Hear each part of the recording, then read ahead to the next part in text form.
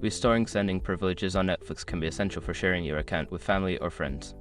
Follow these steps to regain those privileges. Step 1. Log into your account.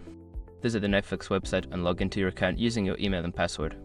Make sure you have the necessary credentials to access your account settings. Step 2. Access account settings.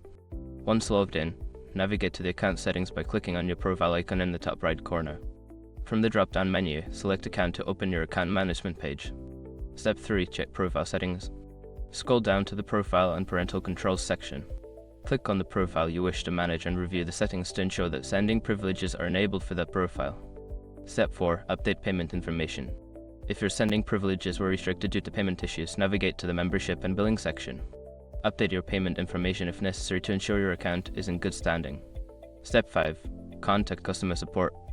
If you still cannot restore sending privileges after checking settings and payment information, reach out to Netflix customer support. Use the Help Center to find contact options and explain your issue for further assistance. By following these steps, you should be able to restore your sending privileges on Netflix. If you encounter any issues, don't hesitate to seek help from customer support.